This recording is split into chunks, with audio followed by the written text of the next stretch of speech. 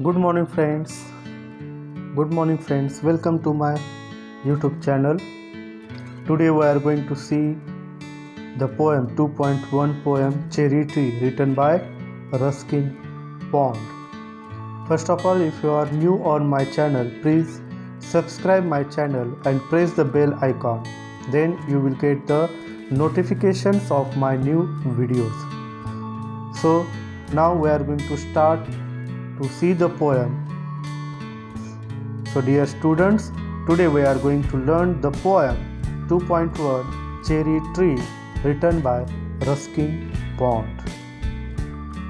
First of all, we are going to see the information about the poet. Ruskin Bond, born in Kasoli, Himachal Pradesh in 1934. Ruskin Bond has written hundreds of short stories, essays, novellas, and more than 30 books for children. His first novel, The Room on the Roof, written when he was 17, received the John Llewellyn Rhys Memorial Prize in 1957. He has also published 2 volumes of autobiography, Scenes from a Writer's Life and The Lamp is Lit, a collection of essays and episodes from his journal. In 1992, he received the Sahitya Akademi Award for English Writing in India. He was awarded the Padma Shri in 1999.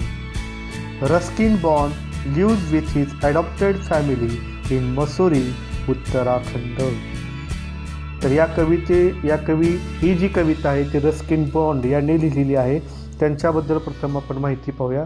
Ruskin bond यांचा जन्म कसोली, हिमाचल प्रदेश या ठिकाणी 1934 मध्ये झालेला आहे. Ruskin bond यांनी जवळपास 100 छोट्या कथा, काही निबंध, काही नॉवेलाज आणि जवळ 30च्या वर त्यांनी लहान मुलांसाठी पुस्तके लिहिलेली आहेत. त्यांची पहिली कादंबरी the room on the roof ही त्यांनी जेव्हा ते 17 वर्षाचे होते तेव्हा त्यांनी ही लिहिली होती आणि या कादंबरीसाठी त्यांना जॉन लेव्हिन रीस मेमोरियल प्राइज हे अवॉर्ड त्यांना 1957 रोजी प्राप्त झालेला होता. त्यांनी 2 आत्मचरित्रपर पुस्तकं लिहिलेली आहेत, scenes from a writers life आणि द लॅम्प इज लिट. या दोन्ही आत्मचरित्र पुस्तकामध्ये त्यांनी लिहिलेले निबंध आणि त्यांच्या जर्नलमध्ये असलेले एपिसोड्स यांचा संग्रह त्यांनी या 2 पुस्तकामध्ये केलेला आहे. 1992 रोजी त्यांना साहित्य अकादमी हा पुरस्कार त्यांना प्राप्त झालेला आहे.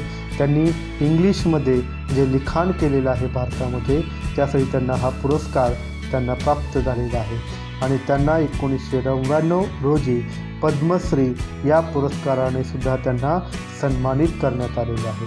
आणि रस्किन बॉन्ड हे सध्या त्यांच्या दत्तक कुटुंबासमवेत मसोरी, उत्तराखंड या ठिकाणी ते राहत आहेत. The poem cherry tree is about the poets ecstasy over a tree which he planted that took 8 years to grow. He is expressing his wonder at the ways of nature and how the cherry blossoms are fragile and quick to fall. The tree gives him immense joy as he can see the stars and the blue sky through dappled green trees. ही जी कविता आहे cherry tree, या कवितेमध्ये कवीला Ruskin bond यांना झालेला जो आनंद आहे तो आनंद त्यांनी या ठिकाणी व्यक्त केलेला आहे. त्यांनी जे झाड, चेरीचं झाड त्या ठिकाणी लावलेलं आहे आणि त्याला पूर्णपणे वाढण्यासाठी 8 वर्षे लागलेली आहेत आणि ते पूर्णपणे वाढलेलं झाड पाहिल्यानंतर कवीला जो आनंद झालेला आहे तो आनंद त्यांनी या ठिकाणी व्यक्त केलेला आहे. त्याचबरोबर ते निसर्गाचा जो चमत्कार आहे आणि चेरी झाड जे पूर्णपणे वाढलेलं आहे त्याचा आनंद, त्याच्याबद्दलच्या गोष्टी, त्याच्याबद्दलचे विचार ते त्या ठिकाणी व्यक्त करत आहेत आणि त्या ज्या चेरी आहेत त्या अतिशय नाजूक आहेत आणि साध्याशा वाऱ्याच्या झुळकेने सुद्धा ते खाली पडत आहे. हे जे झाड आहे ते त्यांना खूप आनंद देतं. जेव्हा जेव्हा ते आकाशाकडे त्या झाडाच्या मधून पाहतात, झाडाच्या हिरव्या पानामधून आकाशाकडे पाहतात तेव्हा त्याला खूप आनंद या ठिकाणी होतोय आणि तो आनंद ते या ठिकाणी व्यक्त करतात. नाव we are going to see the poem. 8 years have passed since I placed my cherry seed in the grass. Must have a tree of my own, I said, and watered it once and went to bed and forgot. But cherries have a way of growing, though no one's caring very much or knowing. So Ruskin Bond want his own tree, so he placed a seed, cherry seed, into the sand, into the soil. He watered it and went to bed, and he forgot about the seed. And after 8 years, he saw the tree. He did not taking care of that tree. No one is taking care of that tree. Ruskin bond यांना स्वतःचं एक झाड त्या ठिकाणी पाहिजे होतं. आपल्या घरासमोर आपलं स्वतःचं एक तरी झाड असावं या विचाराने त्यांनी एक चेरीचं बी त्यांनी त्या ठिकाणी घरासमोर मातीमध्ये लावलं आणि 8 वर्षापूर्वी ते लावलं आणि त्याला पाणी घातलं आणि थोड्या वेळाने ते झोपायला निघून गेले आणि ते त्या चेरीच्या बीबद्दल किंवा त्या झाडाबद्दल सर्व काही विसरून गेले आणि ते तरीसुद्धा ते चेरीचं झाड हळूहळू वाढलं. त्याची काळजी कोणीही घेणारं नव्हतं, त्याची दक्षता घेणारं कोणीही नव्हतं, तरीसुद्धा ते झाड आता वाढलेलं आहे. And suddenly that summer near the end of May I found a tree had come to stay. It was a very small 5 months child lost in the tall grass running wild. And in the next May in the summer I saw a small tree was there. It was very small, like a 5 months child, and it was lost in the tall running grass. आणि पुढच्या मे महिन्यामध्ये उन्हाळ्यामध्ये जेव्हा मी त्या माझ्या घरासमोर पाहिलं तेव्हा त्या ठिकाणी चेरीचं एक छोटंसं झाड त्या ठिकाणी आलेलं होतं.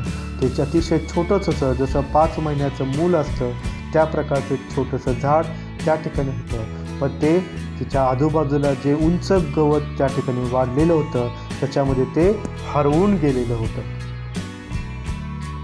Goats ate the leaves, the grass cutter seed, split it apart and monsoon blight shriveled the slender stem. Even so, next spring I watched the 3 new shoots grow. The young tree struggled upward thirst, its arms in fresh fierce lust for light and air and sun.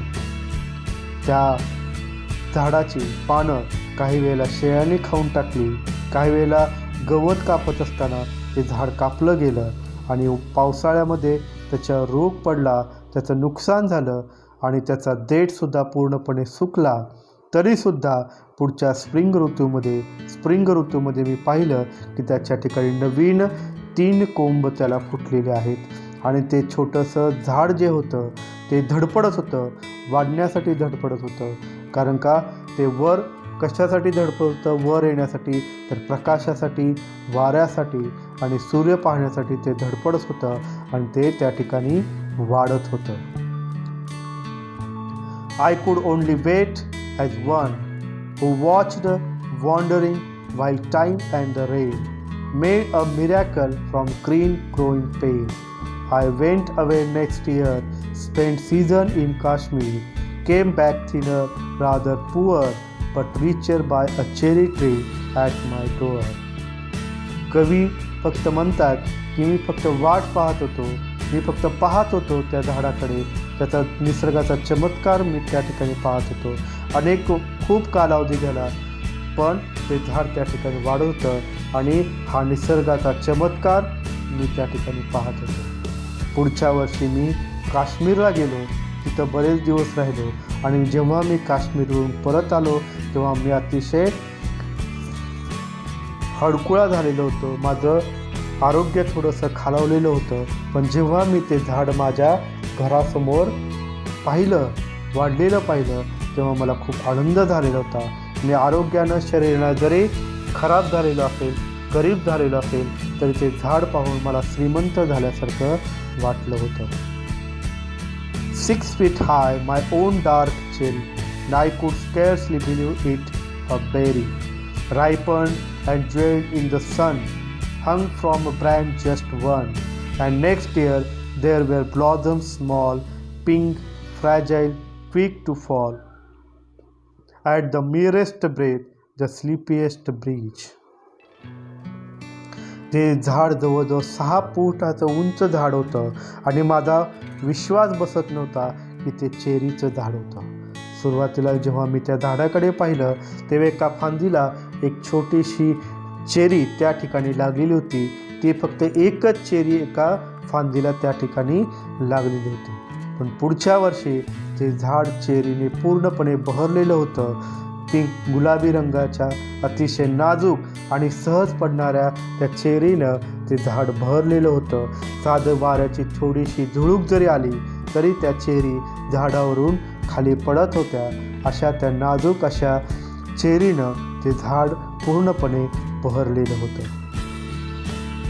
I lay on the grass at ease, looking up through the leaves at the blue blind sky, at the finches as they flew and flitted through the dappled green, while bees in an ecstasy drank of nectar from each bloom, and the sun sank swiftly and the stars turned in the sky, and moon moths and singing cricket, and I praised the night and stars and trees, that small the cherry grown by me. तेव्हा Ruskin bond यांना खूप आनंद झालेला होता.